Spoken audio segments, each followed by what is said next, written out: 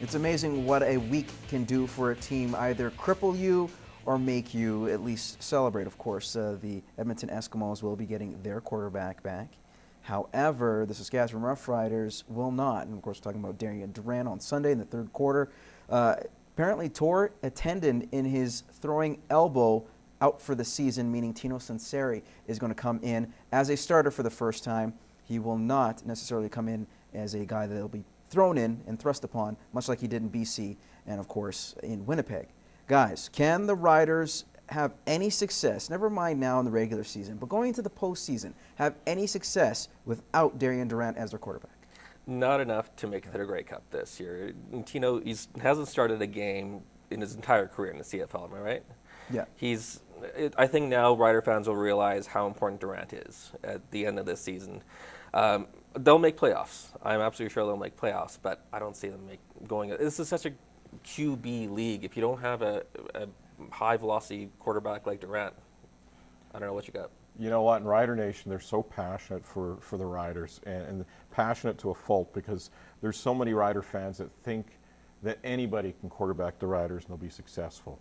And there's a lot of Darian Durant bashers out there that think Darian's way overrated. Well, you're going to quickly find out that he isn't overrated. He's a pretty good quarterback. And I think more than anything, he's not a great passer. You know, you have Ricky Ray's a great passer. Lule in BC, unfortunately, he's gone now too. They're great passers. But at least they have a guy like Kevin Glenn. We don't have a guy like that. And it's so hard for Tino. And I'm not saying he's a bad guy. He put up good numbers in college with Pittsburgh.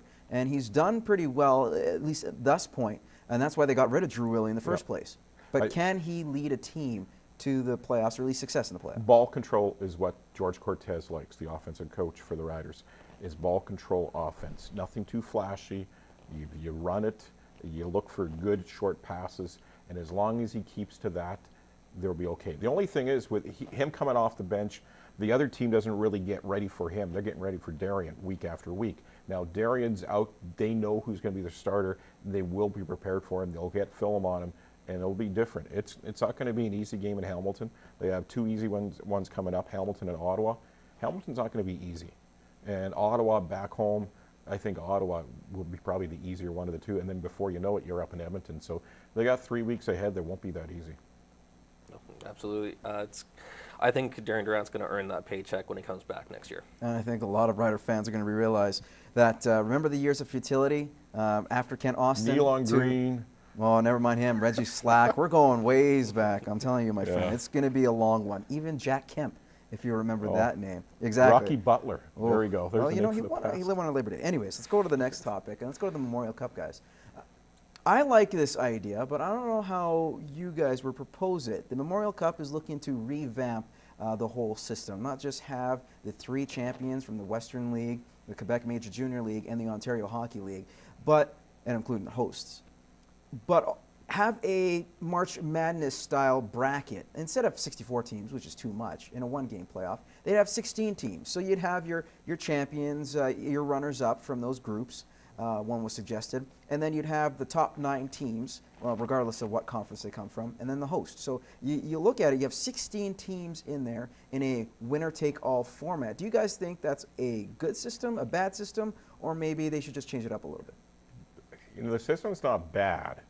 They have to do something. I like it. I really do. The only thing is I don't like the Saskatoon Blades as hosts. Yeah, they should have not been there in the first place. And it's happened again and again when the host team's in there, didn't deserve to be in there, and they showed they didn't deserve to be in there. And so many times with the host team, they lose out in the first round or second round playoffs, and they're sitting around for 2.5 months before they play. And they're flatter than what?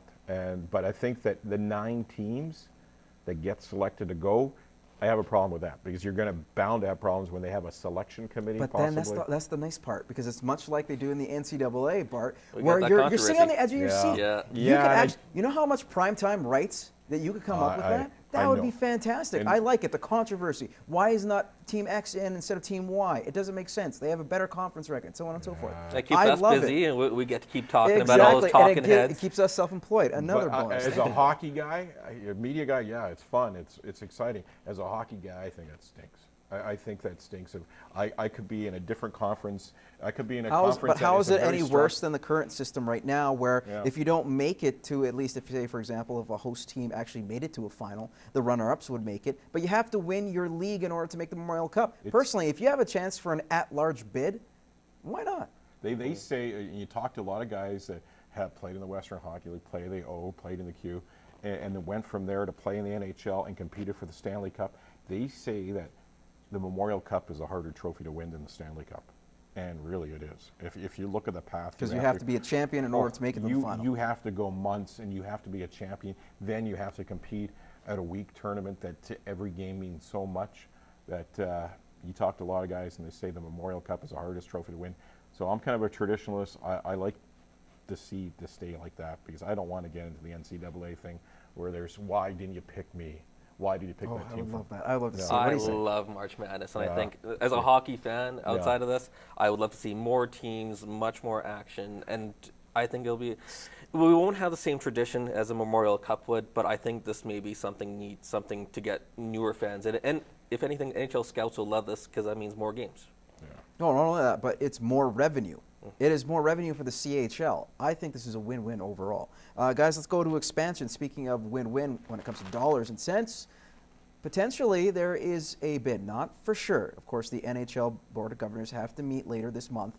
But there are talks that there could be an expansion fee, perhaps about $1.2 billion if a team or a person wants to put a team around Markham, Ontario, in that GTA region. Do you think that would be successful and a smart move?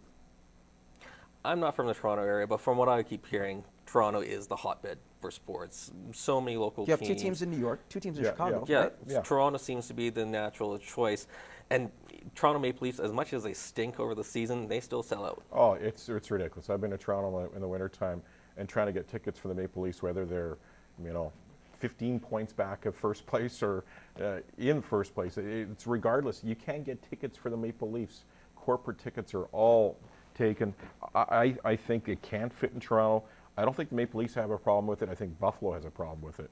And if the Sabres could block it, and that's the only concern the NHL has, that the Sabres could really be up in arms. You know what with they could do what the Washington Nationals did with Baltimore? When the Nationals decided to move from Montreal, they said, you know what, we will pay a certain fee to the Baltimore Orioles as compensation for moving to that region. What's not to say that this new Toronto team would do the same for the Leafs or the Sabres? I rather see, honestly, I'd rather see another team in Canada, possibly Markham, possibly Quebec City, than going down to Vegas, going to Seattle, or taking that experiment down south again. Let's go Because San Juan, it ain't Puerto Rico. It ain't working. It ain't working down in the south, and it's about time the NHL realizes it. Speaking of the South, let's move on to Atlanta. Bruce Levenson, who is the owner there, getting a little bit of hot water for an email he sent in reply to why aren't there many ticket sales, and the crowd affectionately saying that it's 70% black. That's not our demographic when it comes to season tickets. It's usually a white person from the ages of 35 to 55. There are no families that are out to the games, and the music being played is hip-hop. Maybe less hip-hop would attract more non-black fans. Do you say that Bruce Levenson obviously is making the right decision now because he's not doing what Donald Sterling did and try to fight this? He's saying, you know what, I'm going to sell my shares of the team. Good move. Yes or no? I mean, this man, I'm assuming he's a smart man. He's made his money. He owns a basketball team. Doesn't he realize the demographics of Atlanta? Doesn't he recognize the demographics of NBA fans in general, actually? I mean, it's weird because these emails came out, I think, or he did them about 2 years ago. They're finally starting to come out now. So I think this is more of a move.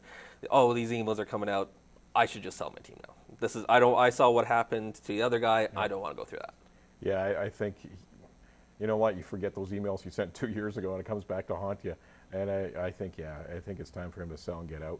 And Atlanta definitely is a diverse community. The NBA caters towards the black crowd more than it does the white. And who's kidding who? It's the way they market itself, from the rap stars that are part of it. Drake, of course, in Toronto. So I think it's just more sold to that market than anybody else. And it's a great fit. There's so many different ways that they're selling the NBA to the younger fans, and the younger fans are just eating it up. Well, I'll say this. I think the moral of the story from all of this, from the past year, I think is this.